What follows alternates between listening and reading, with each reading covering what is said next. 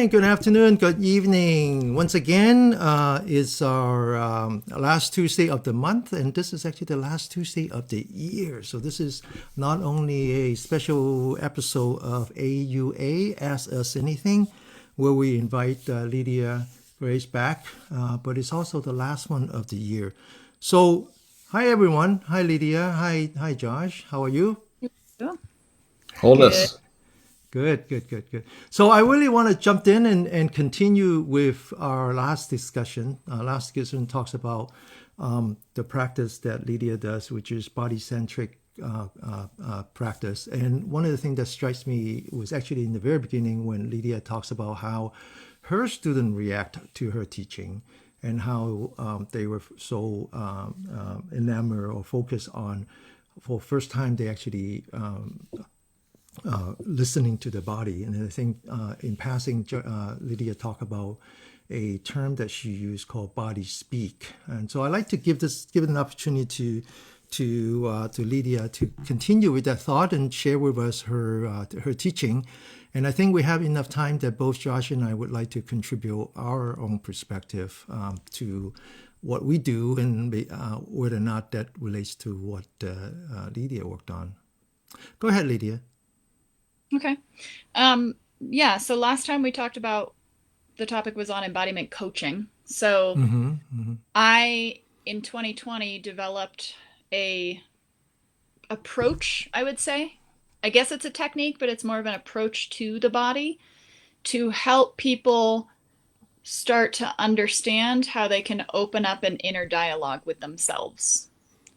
Um, And it came from a lot of my own challenges from being led by different coaches or teachers or therapists that would like get to a point and then I'd be like, but it's not enough, or it doesn't work for me in this way, and so it was a combo of like understanding from the perspective of being a yoga teacher and massage therapist and massage teacher and health coach over lots of years of like, what is an efficient, easy way to start accessing our inner conversation and all the different parts of us. And I at the time I had a business coach who was like, you need a signature program for your business. And so it kind of came out of like the title kind of came out of that, the body speak method. Mostly in all honesty for marketing purposes, so that I would have a clear way to bring a unique perspective to what I offered in my coaching practice. And so before I even brought it into specific coaching, I actually just offered it up on lots of groups on Facebook and said, I have this new method. If you want to try it out for free and then leave a testimonial, give me feedback, see how it works. So I think I probably gave between 100 and 200 hours of coaching for free to many people last year in this method, just to see how does this work on actual people, not just me. And then my sister and I have done trades for coaching in the past. So then I did a series of sessions with her and she was able to give me feedback. So it was a really cool experiment, but it ended up working. and and even as I practiced it myself, I came across challenges of the approach. So I met resistance within different aspects. That the brilliance of working with actual humans, what's so amazing is I had certain clients along the way basically bring in insight into, can we approach it a different way, and it like opened up so much more insight into where areas that I hadn't necessarily seen. Like I had one client really say, can we do this, but can it be less talking and can I be moving during it? And I hadn't really brought in a movement approach before.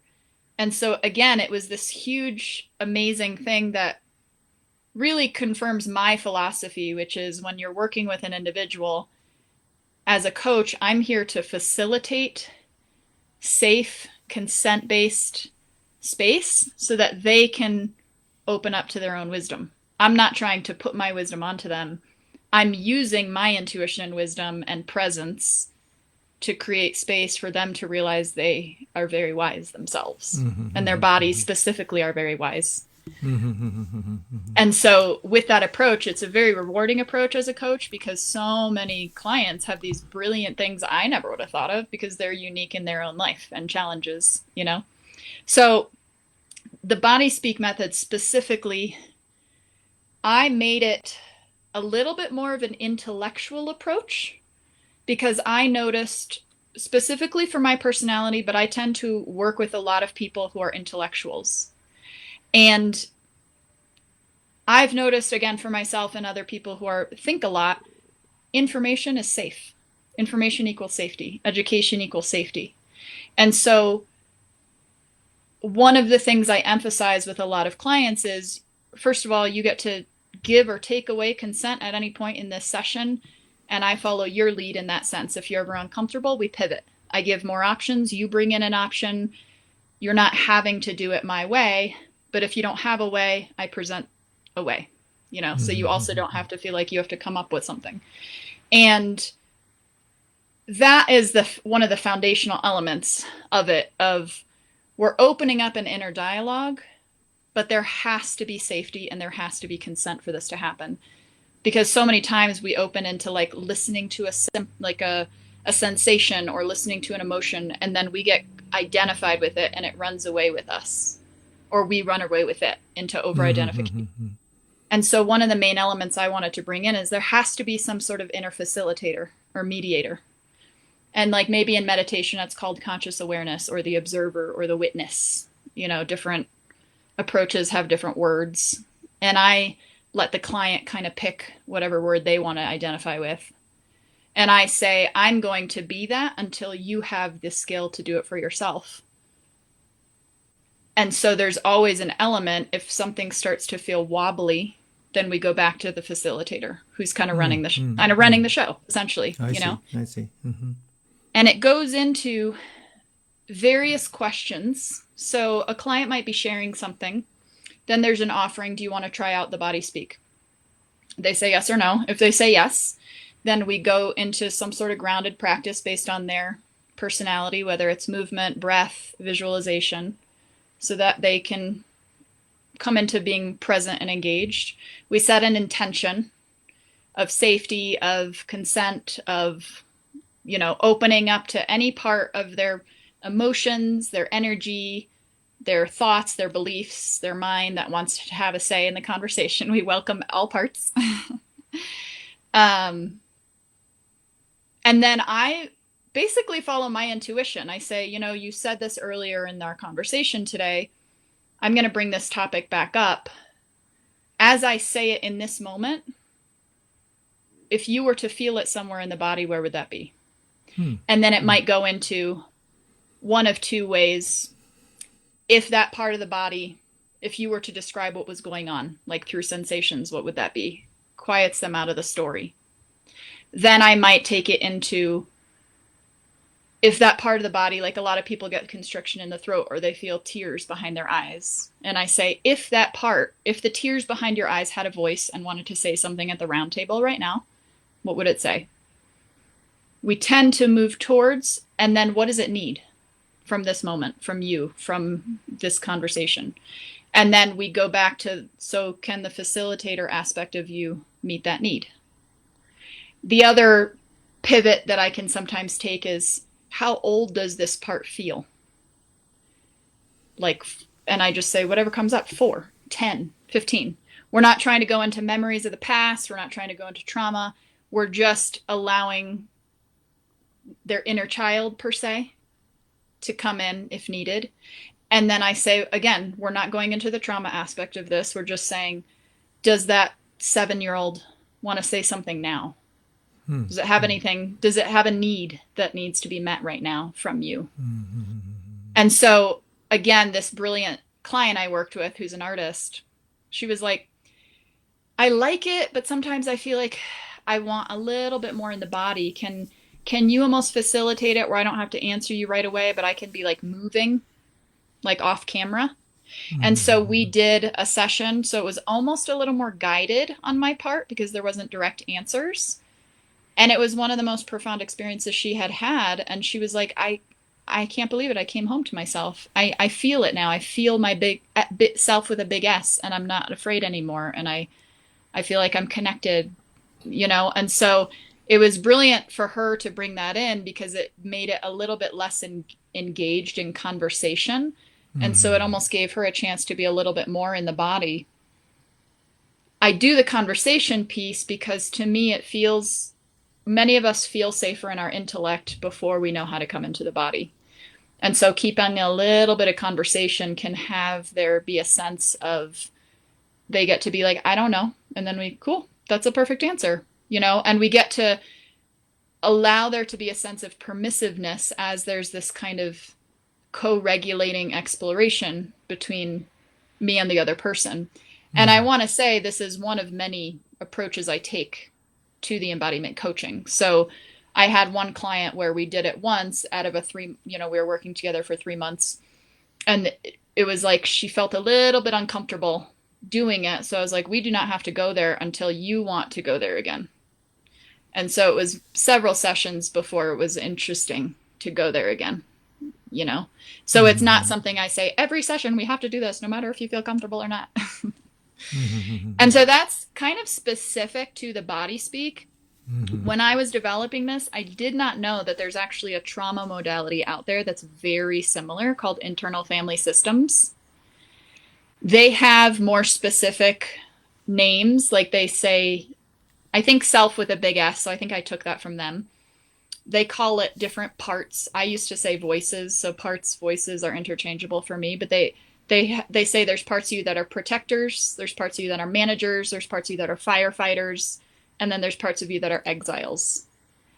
So I appreciate that approach. I specifically don't love labels because I think it's up to the receiver to explore what roles they're defining within themselves. But I've been learning, I've been going through trainings in the internal family systems, and it's very interesting and very effective for many people. And it essentially affirms and confirms what I was already on the path to be like, oh, there's been research in this type of approach since like the 80s. Awesome. You know?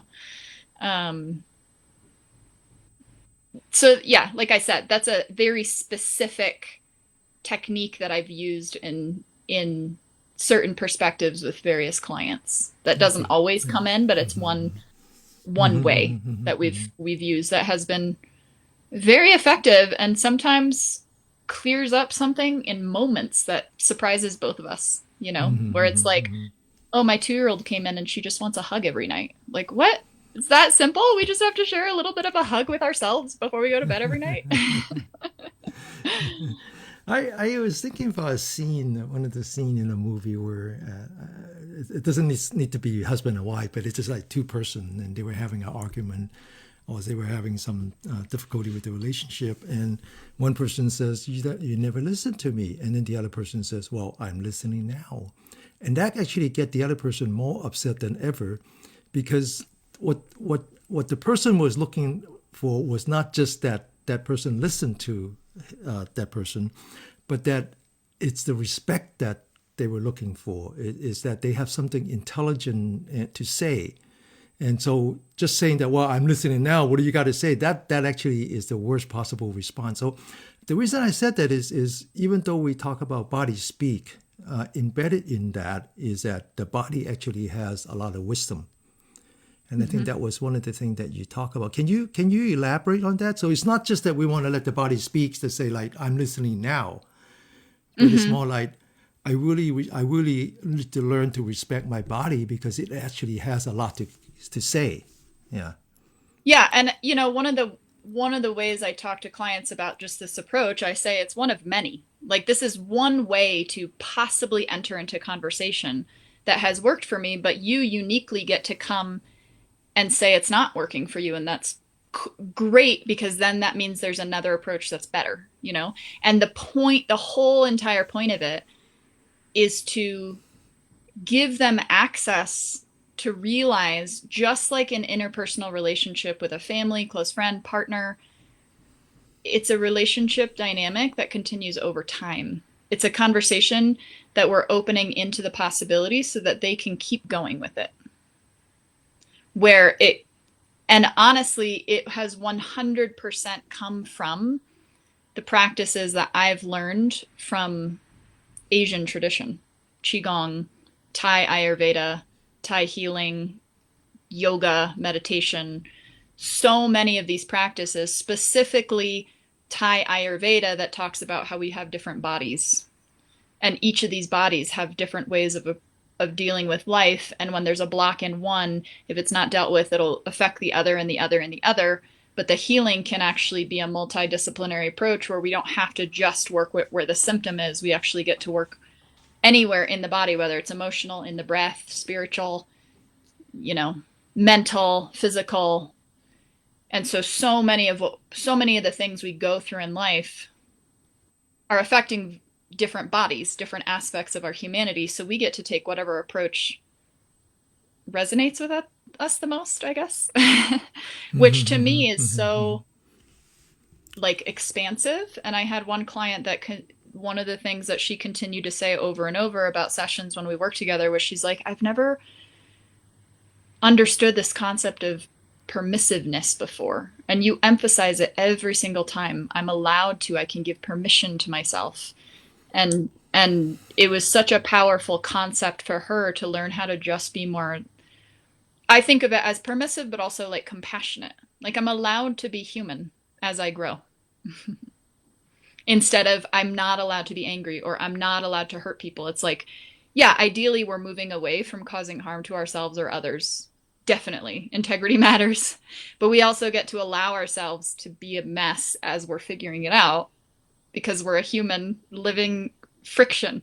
We're like, we're physical, like this is everything about our life is friction and energy transfer, as far as like science. I'm saying science because a scientist might not agree with how I'm articulating this. Yeah. So earlier, I purposely used the word body-centric as opposed to body embodiment. And the reason is that I want to take our conversation and put it under a bigger umbrella. So Lydia talks about embodiment last time and now talks about body speak. But I like to kind of put that, say, okay, there's a bigger world out there. Different people try different ways, and all has to do with the body, and that's why I choose the word body-centric. Because in Buddhism, we practice the mindfulness of the body, mindfulness of the feeling, and so forth.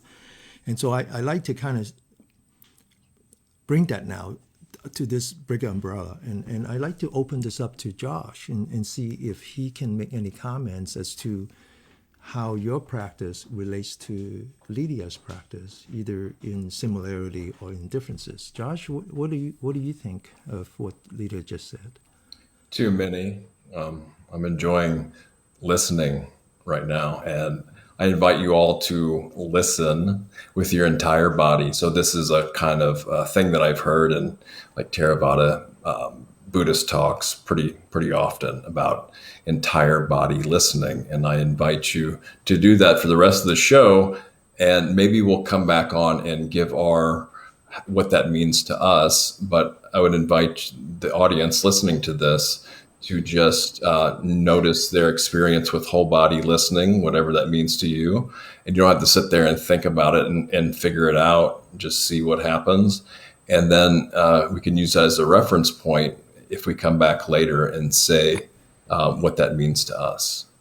Josh, you actually. And I'm going to pass it off back to Denny and Lydia.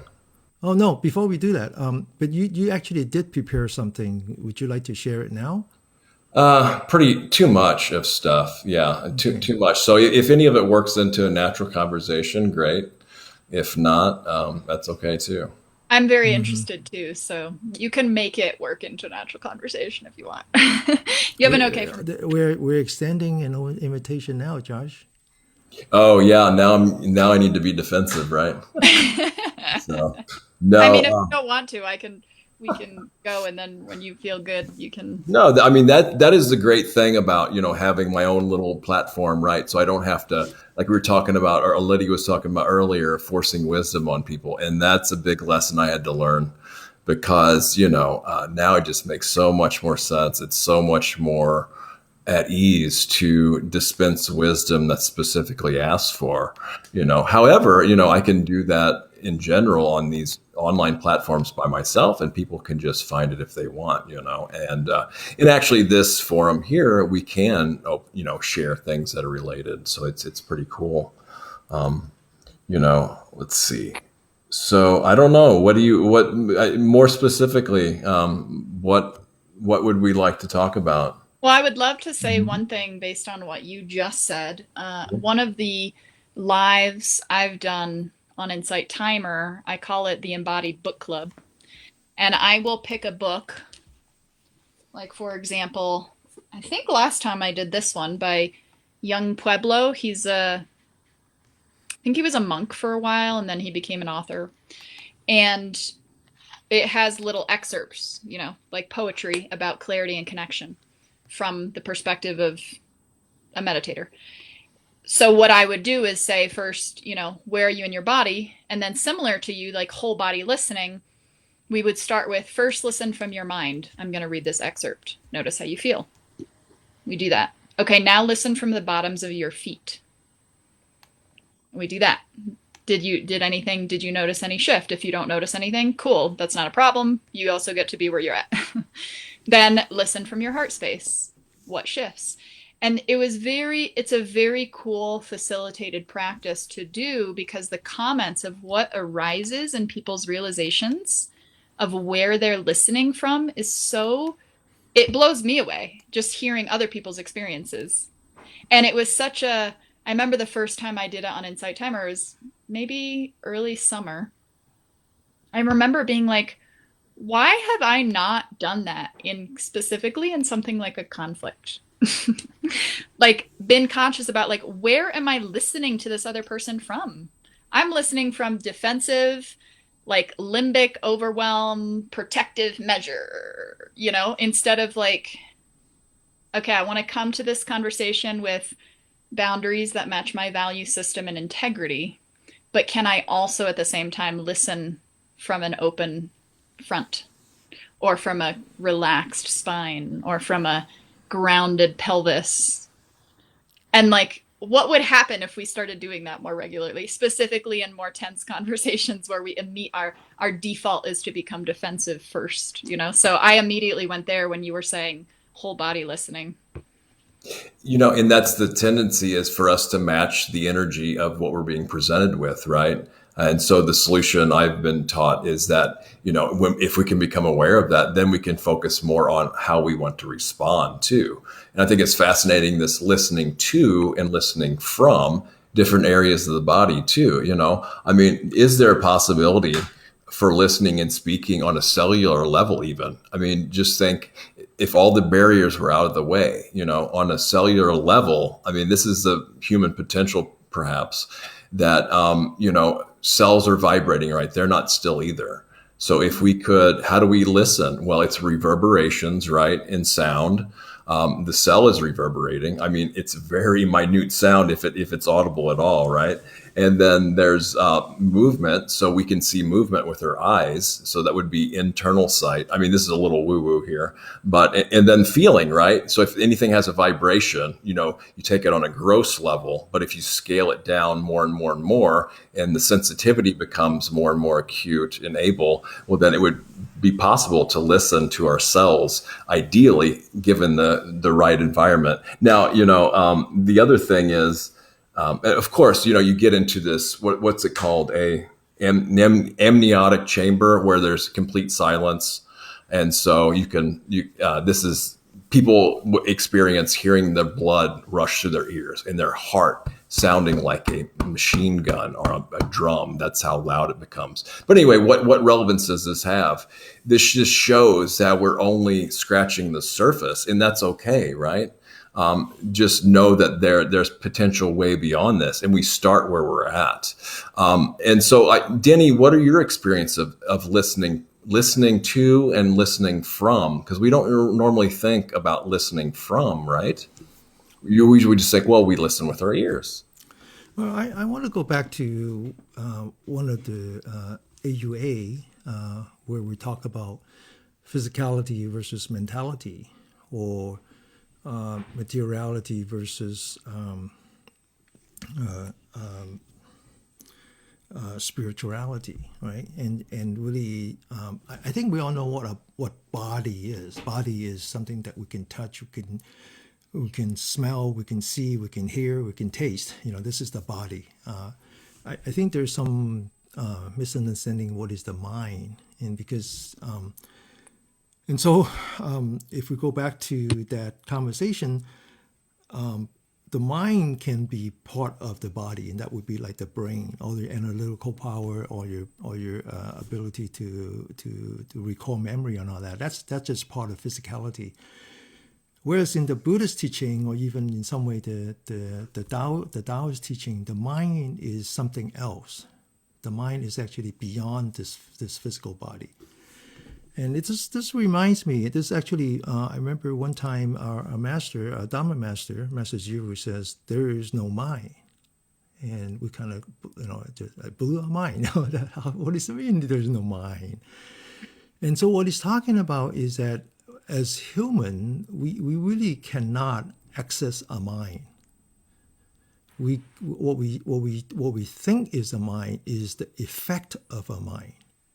So we really have to understand the mind, which is not something that we're capable of experiencing, or the effect of the mind, which is something that we can experience. So when you talk about listening to the body as opposed to listening to the mind, the question is which mind? Is it the mind that we can actually assess with the body, or is it a mind that is beyond the body, right? This reminds me of when I was a professor teaching mechanical engineering, and once a year we have to teach the introductory. These would be students, not necessarily engineering students. They could be pre-med, or they could be social science, so whatever. And one of the things that I need to do is to talk about gravity.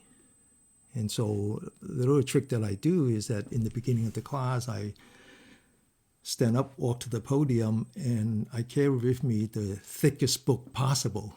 And I just drop it onto the table. It makes a huge sound. And then I look at the class and I said, what is that?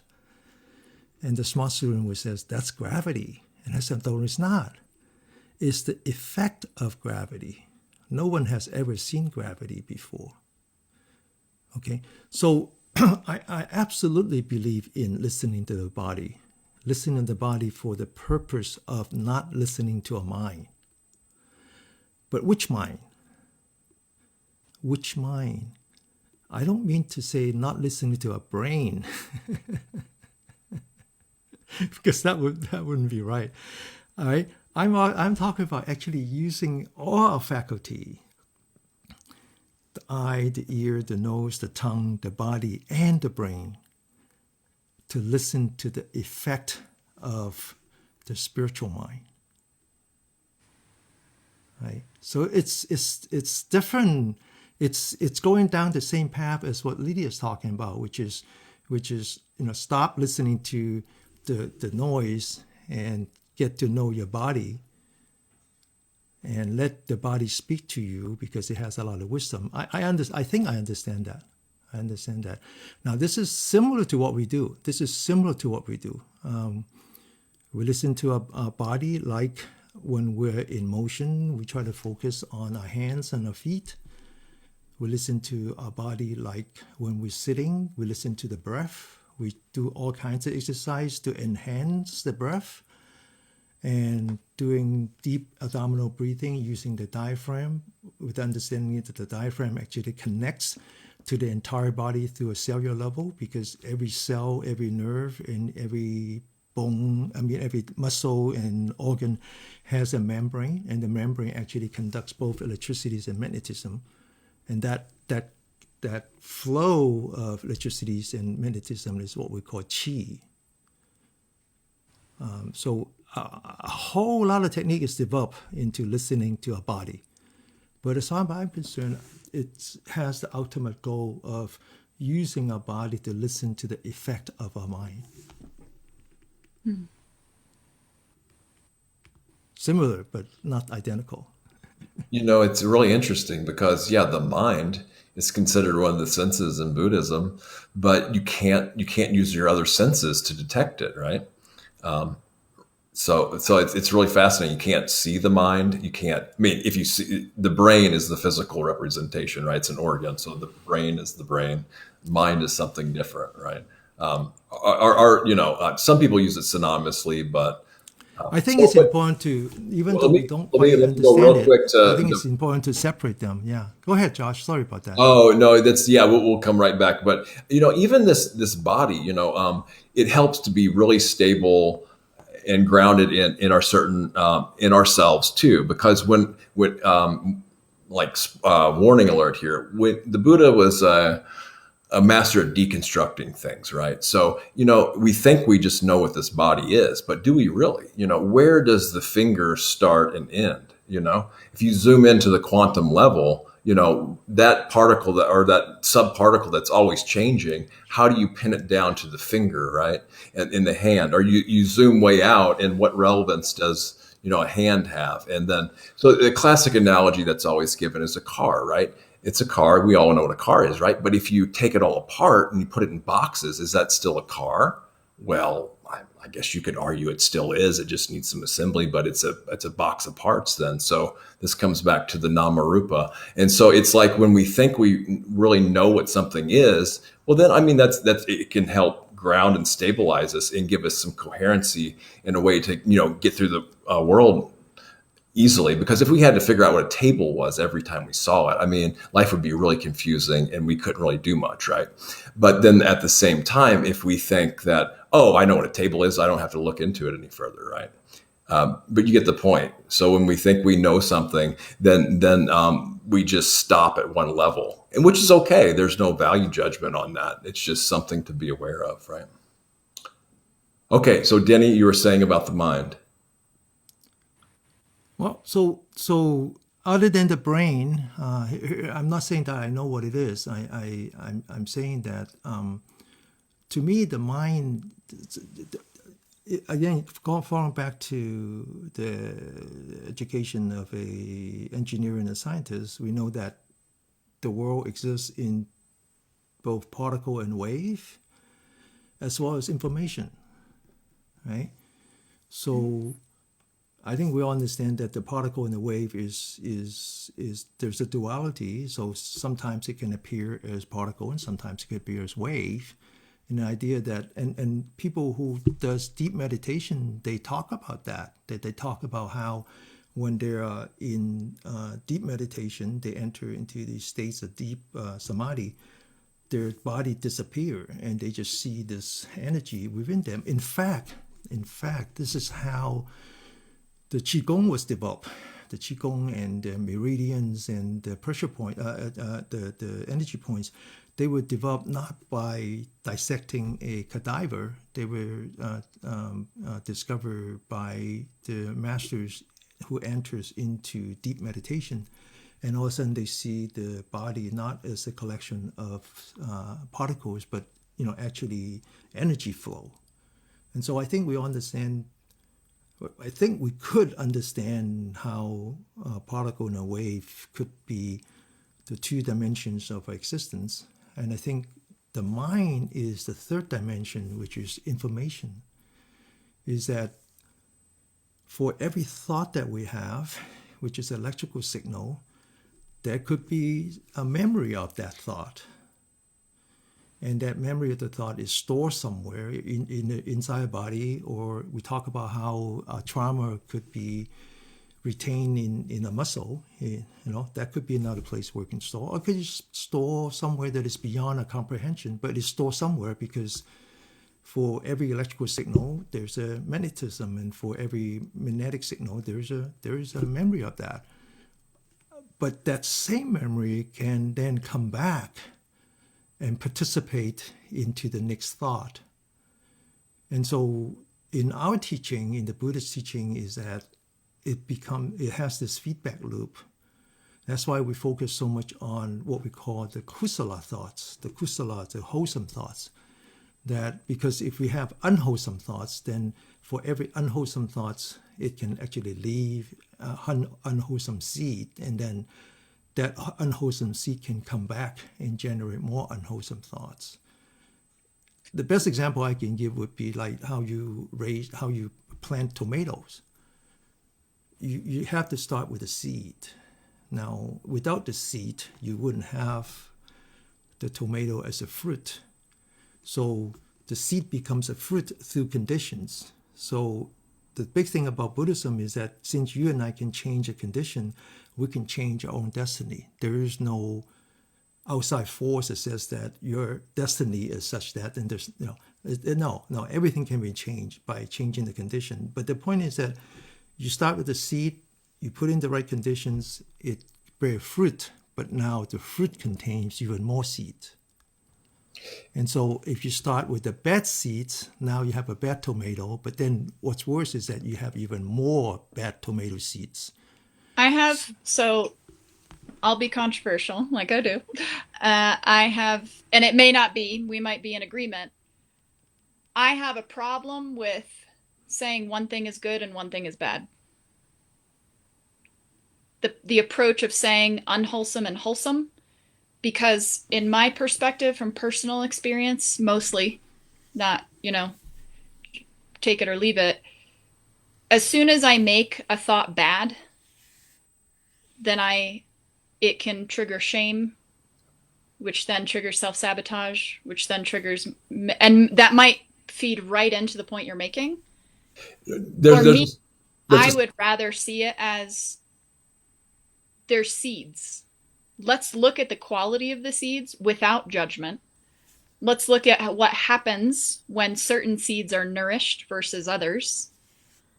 Let's look at so almost more of a curiosity before judgment, which I don't necessarily think I'm disagreeing with you, because most Buddhist philosophy is all about observation.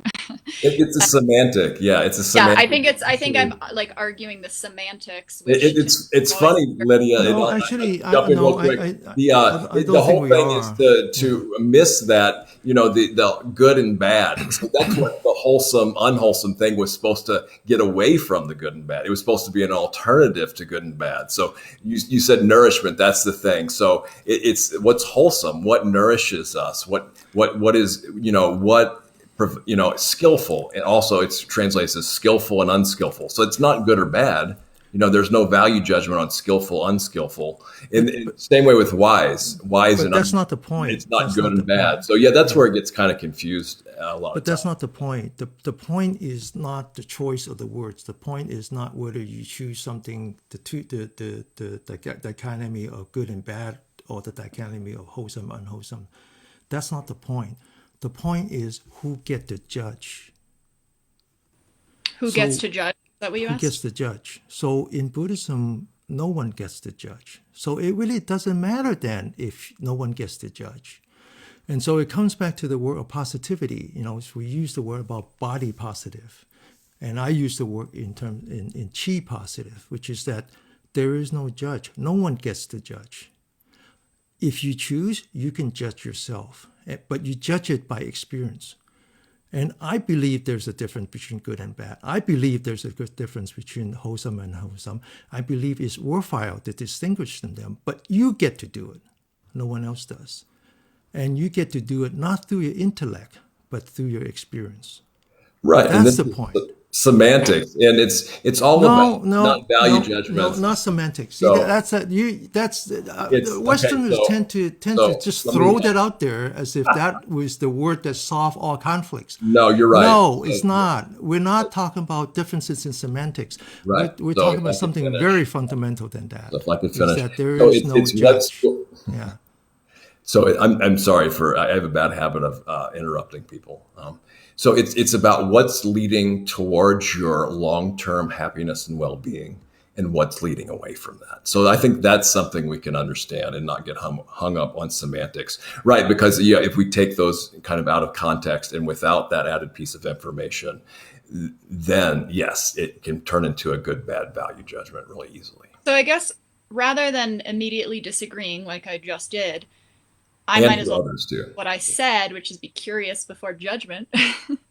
I judged before being curious. I guess for the question I have out of curiosity is, if you determined one seed is wholesome and one is unwholesome, what are you saying to do with that? Are you doing away with the unwholesome and pushing it away? Are you getting curious about the unwholesome? Are you redirecting your focus to the wholesome? Like what's the point, I guess? Like The what point is very simple. comes Yeah, from the point is Discover for very, yourself what leads towards your happiness, long-term happiness and well-being, and the long-term happiness and well-being of others. And that we have to know for ourselves. I know this wholesome thing can be a real trigger because of different lifestyles that are popular, or different lifestyles that we have different ideas about, and that's okay. So. I can, my dad, I talk about my dad being a dementia, someone who suffers from dementia. The good news is that he no longer suffers from dementia. He's too weak to even qualify as a dementia patient. He just lie there and he's just he's self-determining his time, And so my goal now is to give him as much comfort and dignity as I can. But I can tell you that a person who suffers from dementia, this is from first person experience, is that they have lost much of the brain power, which is the physical side of the brain, of the mind. Okay, that much is clear. But it hasn't affected their spiritual side of the mind. Not at all, not a bit. And so when that happens, they become a white sheet of paper in the mirror. In other words, when you approach them, if you go in there with unwholesome thoughts, they'll come back with unwholesome thoughts. And you know immediately that thought was unwholesome. There's no way of arguing that. So if you go in there with despair and anger and all that bad, what we call the unwholesome thoughts, it comes back 10 times, and you can tell right away because it's a mirror. So that's one case where it is very, very clear. And so going back to what Lydia said about, so what do you do with that now that you forget for a minute who get to judge, but let's say you come to the conclusions that this is good, this is not so good, this is wholesome, this is not so wholesome, this is skillful, and this is not so skillful. You pick the word, it doesn't matter. It falls into one or two bin. And so in Buddhism, it's very simple. It's very, very simple. We have this 4 ways. It's just like 4 ways, 4 squares. If you're doing something good, keep doing it. If you haven't started doing it yet, but recognize it's good, try as hard as you can to do that. If you're doing something bad, then you should stop doing it. If you haven't start, then you should never start. It's a self-discipline. I think where I want to maybe clarify where I was coming from was, to me, it feels oversimplistic. For example, I've gone through trauma. I deal with PTSD. Someone reaching out their hand for a hug to me out of goodwill comes across as a complete threat to my entire nervous system. My brain says bad, danger, unwholesome. If I wasn't to get curious, to be like, interesting, what's going on, I then become reactive, cause unintentional harm back to the person, and we're just both reacting from experience rather than a sense of curiosity of really coming into the nuances of how are we determining wholesome and unwholesome?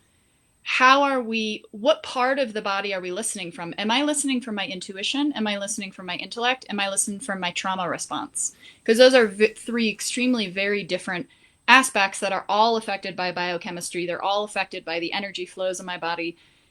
They can all be shifted. Like you said, we do have a certain level of power over changing our internal or external condition to a degree.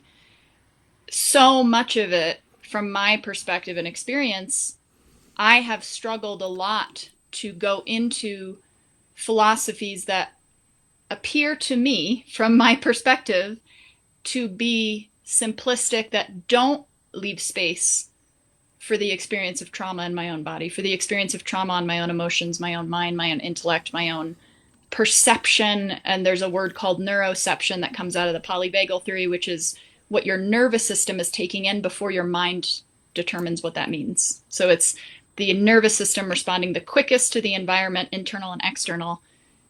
And then at some point it goes up to the intellect and the thoughts and the emotions, and then interpretations are made. And then that's when we're kind of tuned in consciously, and then we make determination from that. But so much of it is happening before we have any sense of putting any like value system or judgment to the experience. So from the perspective that I'm coming from is, how are we determining what these mean? Am I learning this from the conditioning of trauma that I've gone through in my body? Unwholesome is going to be everything I see around me. The plant is unwholesome.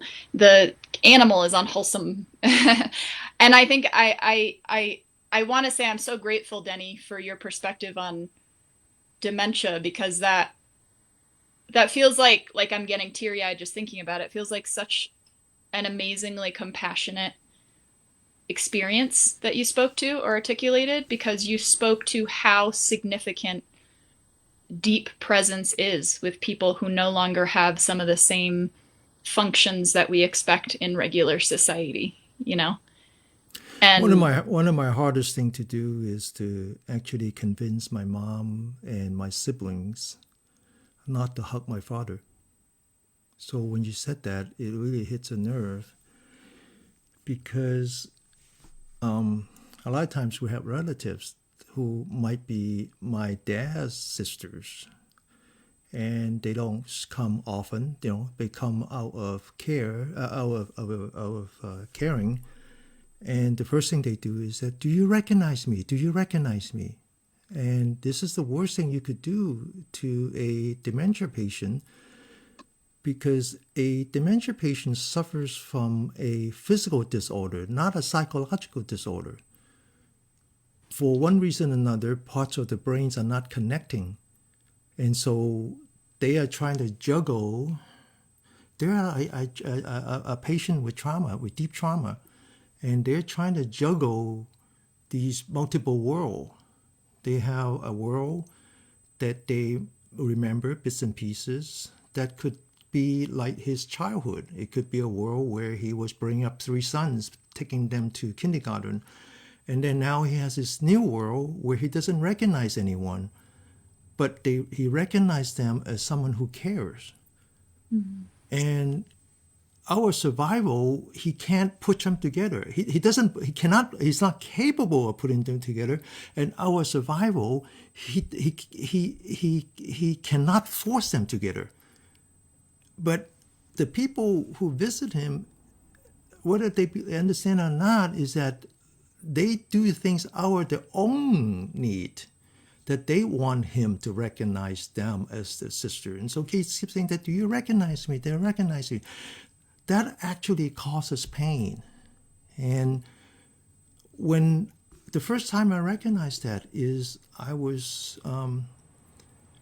putting my dad to sleep, and I tried to hug him, and he pushed me away. He absolutely pushed me away. Just like you were saying, is that the act of compassion, the act of love, by any definition, turned out to be a personal attack. Mm-hmm. Because he recognized me as a caregiver, but not his son. And he never tried to bring them together. And I crossed the line, and he felt that he was being attacked. And he pushed me away. He puts his cover over his head. He was scared. And so going back to what you said is that someone else might reach out to you thinking that they're doing good, that by their definition is a wholesome, turn out not to be, because it was an unwholesome act to begin with, because they didn't understand your need. They never bothered to listen to you. They never bothered to understand you in terms of your need. Also, though, it could come from their lack of capacity to even know that's a skill to develop. So it's like, absolutely, we have to have compassion for the compassion of the compassion of the compassion. Absolutely, and absolutely, absolutely. So going back, I absolutely agree with you that sometimes putting into this black and white bin, whatever name you put in, is not just that it oversimplifies the situation, that is actually counterproductive. And there's a quote I came to a realization weeks ago, and I came up with some sort of quote like, it's not just about intention, it's about impact. I feel like there's a lot of conflict between people in the world, and I've been at both ends of the conflict. So I've been the person who has caused the harm and the person who's received the harm. When we have this idea that it came out of good intention, we're setting ourselves up to not have to take responsibility for the impact it may or may not have had on another person. And yes, sometimes in order to not be codependent, the other person gets to have their reaction, their response as a human on their path. However, I think there has to be a little bit of noticing on our end. What was my impact based on my intention? Did they match? Can I make it closer together? Can I make my impact closer to my intention? And I'm noticing a pattern where my impact is constantly coming off as aggressive when my intention is supposed to be gentle. What's the mismatch here? So it encourages, again, curiosity rather than automatic judgment of like, well, it's your issue. I'm sorry that you thought I was mean, versus shit. I want to say that's not my intention, but crap, I see you're feeling awful. Now I want to get curious. What just happened on your end? Like, how are you perceiving me? Without even needing to go across the aisle and say, because you acted poorly, I must be wrong. So we don't have to go straight to the other extreme either. But it's an invitation into curiosity, which I feel like, again, my internal sense, I grew up in a very, again, from my perspective, more dogmatic, conservative household that really taught me black and white binary ways of living that didn't match my personal identity. As an adult, I've really had to work hard at noticing what is the value that I took, what is super like the truth for me that I can really take that's expanding my integrity, and what did not do me service. And instead of, again, automatically judging it, why didn't it do me service? Is there just another approach I need to take to the same truth? Or is it something that I actually disagree with because I see it causes harm to others? So as I've become, like my client said, more permissive of myself, it's totally allowed me to shift my paradigm of what's wholesome, unwholesome, what's good, what's bad, where is my bias when I'm making these judgments? Am I in my fight or flight response, or am I in a calm response when I'm determining a wholesome versus unwholesome? Because again, for me, that totally determines. I'm so quick to say something's bad when I'm in a fight or flight sympathetic response versus when I'm calm. Yeah. And this is so great. And both of you guys speak to this notion of ehi passako. Come and see for yourself. You have to invite investigation. I mean, that's what the Buddha was all about. He's not, don't take my word for it. You have to look into these things yourself. And absolute, all the time, encouragement for investigation and inquiry. That's one of the factors of awakening. So if we don't look into and investigate and inquire about our experience, about things we're hearing, well, then we're just a mindless robot, right? Like a drone that just goes on and just, Regurgitator. into a hive mind, So yeah, so this is great. I want to share one more personal story and kind of center around my dad. This time has to do with my mom.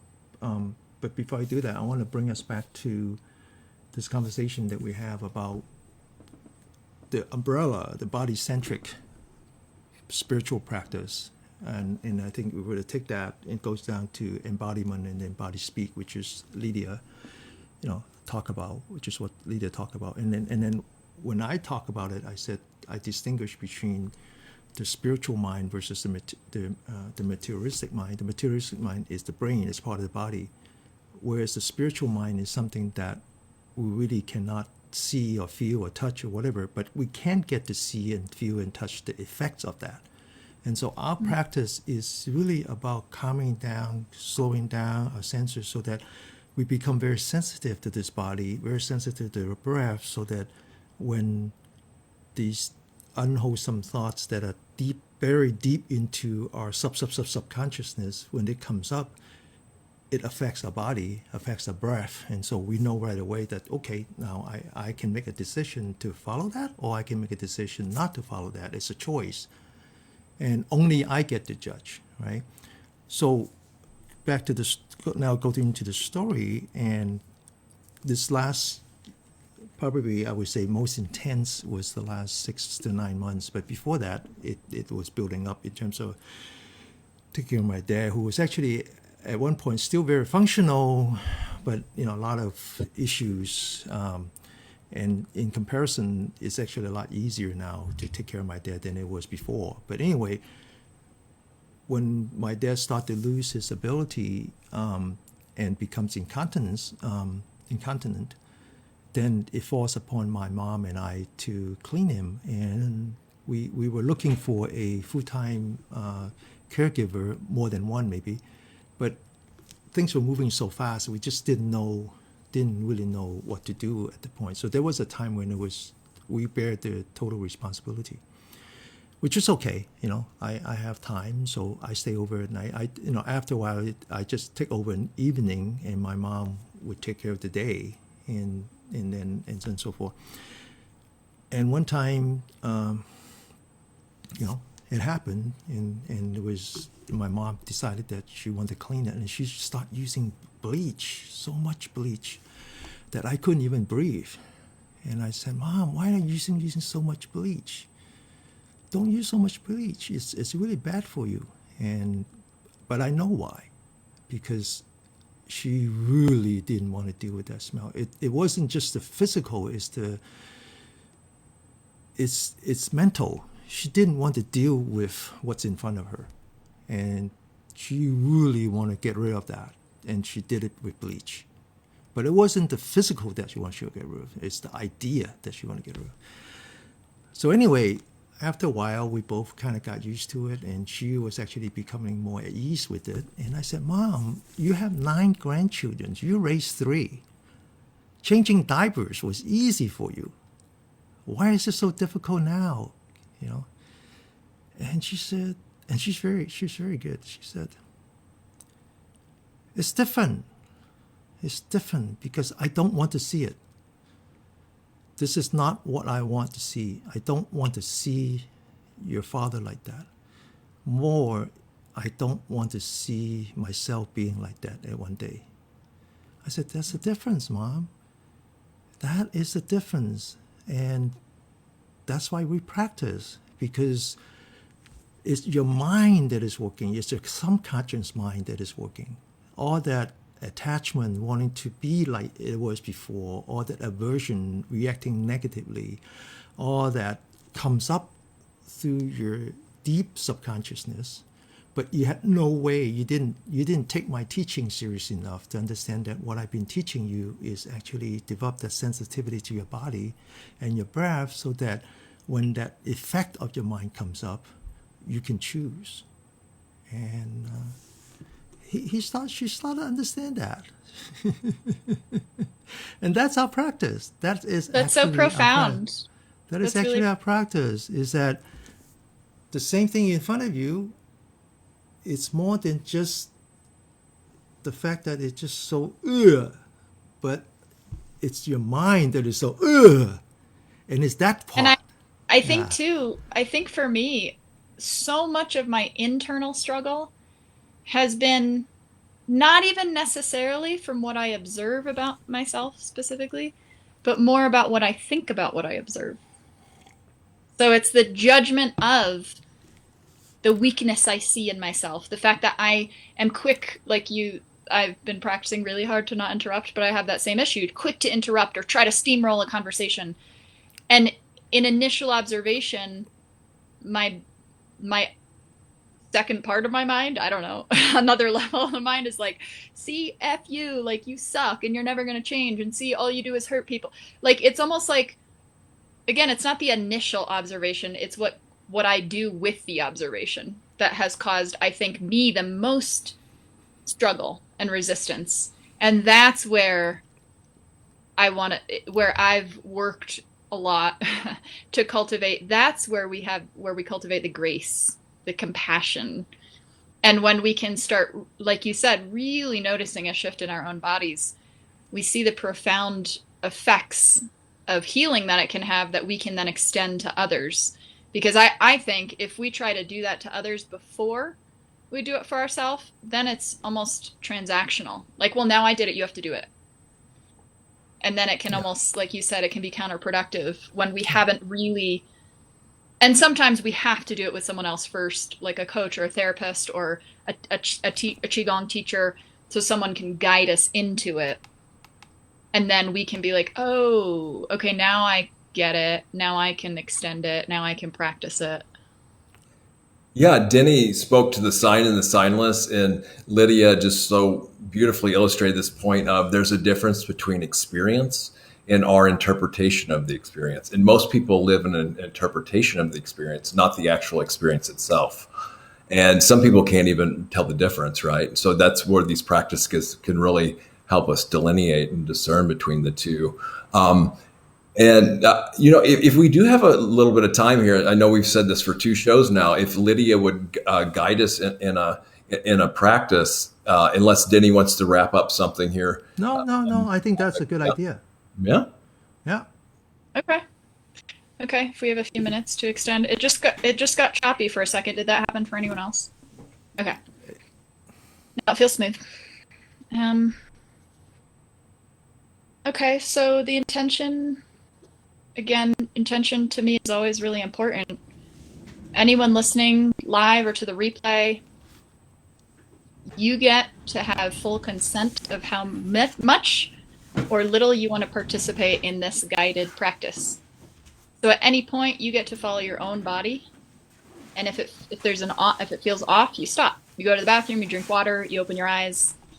You get to have this as a way to practice consent within yourself, to practice what feels safe. What do I want to lean towards? What do I want to lean away from in my human person sharing?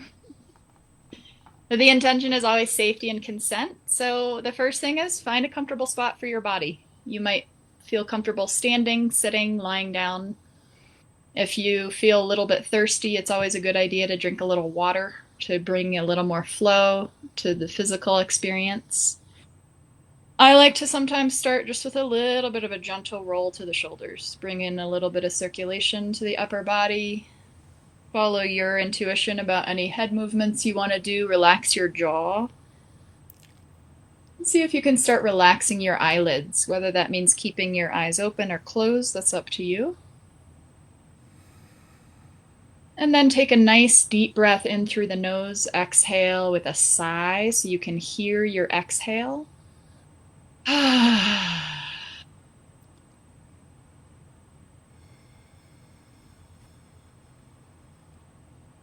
Do that a couple more times where you're breathing in through the nose.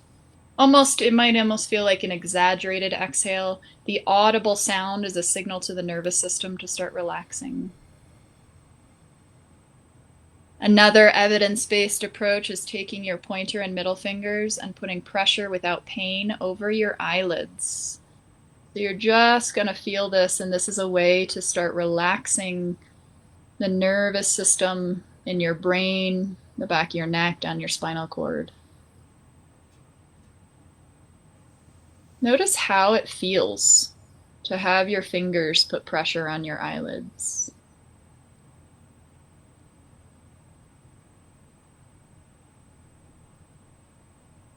You can keep your fingers here, or you can take them away, whatever feels intuitive to you. Start to bring awareness now into your breath.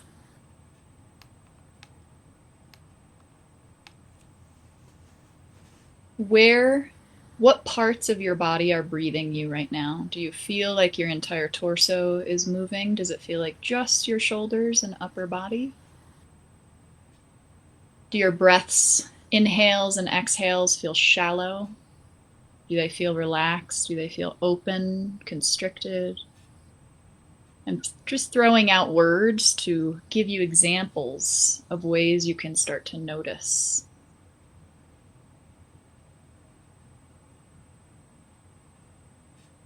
As you're tuning into your breath, Notice what part of your body has your awareness right now. A lot of times when I'm more heady, I tend to be much more aware of my upper body, and I feel a little bit dissociated, like I'm not very aware of my lower body, my back, low back or hips, unless I feel discomfort. So notice if there's a part of your body that you're mostly aware of, and notice, do you want to stay with that awareness? Or are there other parts of your body that are inviting you into awareness there?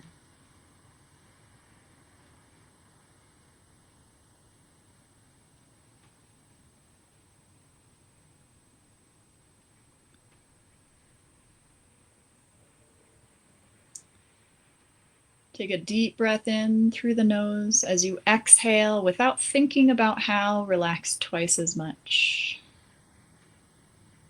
Notice how that feels.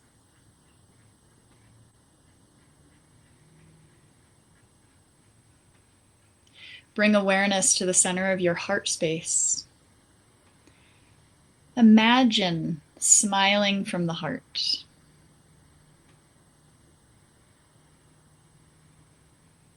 And imagine that as you smile from the heart, you're opening your awareness, you're opening your intention, you're opening your perception to welcome in whatever you desire in this moment.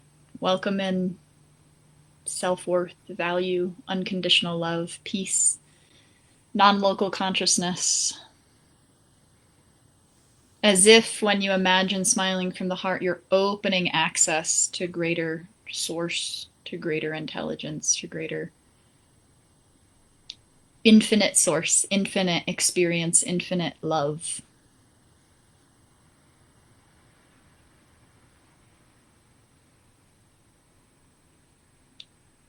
If it feels good, you can visualize that now that's almost becoming solid and moving through your whole body with your circulation, as if your heart is pumping it through your whole body all the way to your fingers and toes, underneath your fingernails, in between the webbing of your toes, all the way down your spine to all the nooks and crannies of your body. As you go into this little imagination, notice if there's anything that shifts in your perception of your body, in your awareness.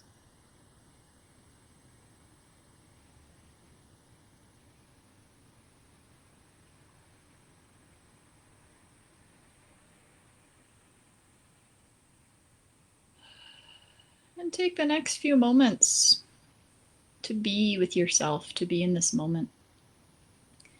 If you notice you're feeling uncomfortable, or maybe there's anxiety that you're becoming attached to, a good practice is to either listen to the heartbeat or focus on lengthening your exhale. Both of these are really helpful in down-regulating or calming the nervous system, so you can focus on either of those. Otherwise, you can allow your awareness to just feel expansive, being present in this moment.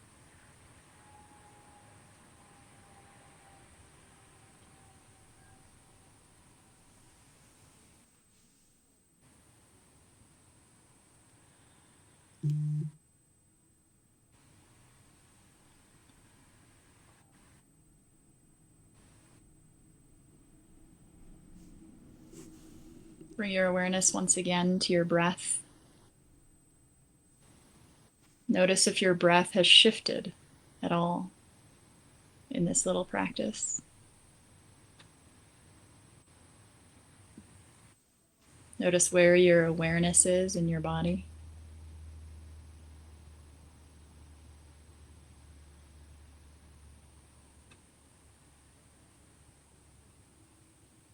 If it feels good, you can give yourself a little more extension of love. You can imagine your hands are an extension of your heart smile. And if there's anywhere on your body that your body wants a little bit of attention or love, you can send your hands to those places so that you have the experience of both giving and receiving.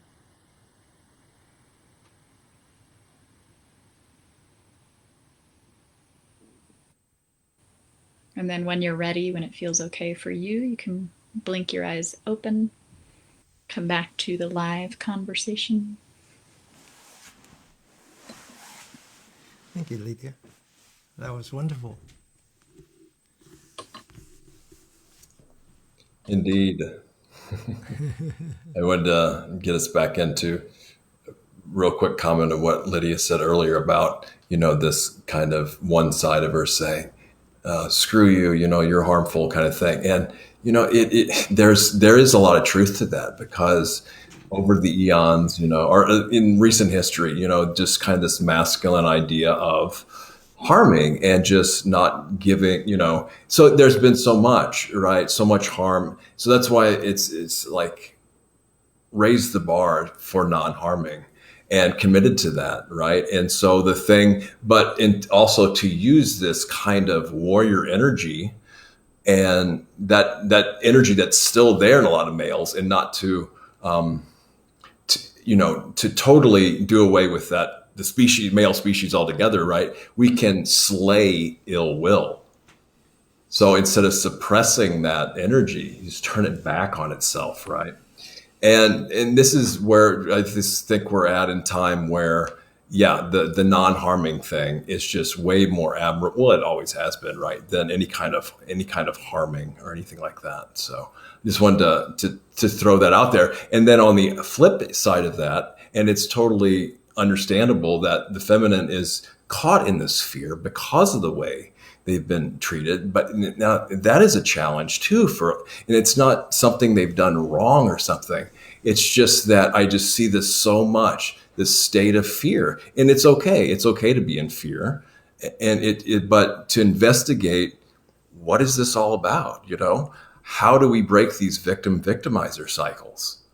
I would love to share a piece of wisdom that I 100% attribute to my mom, who listened to our last live, by the way, and loved it. So she might be listening right now, or to the replay. And I was in 9th grade in high school, and I was dealing with like demonic dreams, or that's what my perception of, a lot of fear, a lot like fear when I was awake, fear when I was asleep. And I had never experienced cellular full body fear that couldn't go away before. And we were up one night, and she was telling me little stories, and I just was desperate. And she used words that I later changed the words. But she said, Lydia, it doesn't matter if you believe in God or not. God is infinite and Satan is finite. So why would you ever compare fear to love? Mm-hmm. And later she didn't exactly say those words, but I interpreted it later when my beliefs shifted about how I saw the world of love. If let's live like love is infinite and fear is finite. Why are we making it binary? Why are we making one more equally powerful to the other? What if love was infinite and fear was finite? We don't have to fight fear, because the greatest human need is to be seen and understood. It's not to be agreed with. It's not to even necessarily be fought for, And if we come from that place of extending that to others, it almost makes fear and pain and defensiveness like ephemeral, like wisp away. Obviously, I'm talking very abstract. There's a lot going on in the world that we have to like work with very strategically. But that has been one of the most powerful concepts I've taken through my life that has always brought me back to like connection, And one other thing that she said, she has these moments of brilliance that I'm like, you were a bodhisattva? She wouldn't know what that means, but where I was like, Mom, it was like I was in college 20 years ago or something, and I was like, I don't understand why we're alive as humans. Like I was in an existential crisis. And I was like, please don't give me a religious answer. Please just give me you in this moment. And she thought about it. She's like, potential. As long as there's potential, there's reason to be alive. And again, it was like, what? Who are you? Oh my goodness. Okay, I'll take that in for the rest of my life. Mm-hmm. Yeah. Beautiful and wise. That's very nice. Yeah. That's very nice. Well, I think we should wrap this one up. This is wrapped up year 2021, more or less. Weirdly. Thanks again. Yeah. Thank you, Lydia. Thank you so much for coming to our AUA and now being such an integral part of it. Well, she's co-host now. Yeah. It's always a fun journey to see where it goes. Yeah. Absolutely, to say the least. Yeah, Right? yeah. And I want to extend an invitation to anyone listening, whether you're in the replay or the live, always ask questions, send comments, because it always makes these conversations even more interesting. So never feel afraid to comment if you're listening through the replay on YouTube, or if you're live, you can also join my circle on Insight Timer Embodied Living and ask questions there. So it's all interactive is great. And that's the thing, right? Bravery encouraged to do so, right? Mm-hmm. Right. Okay. So with that, we'll say goodbye and goodbye to 2021 eventually. Thanks, Lydia. Thank you, Thank you. Josh.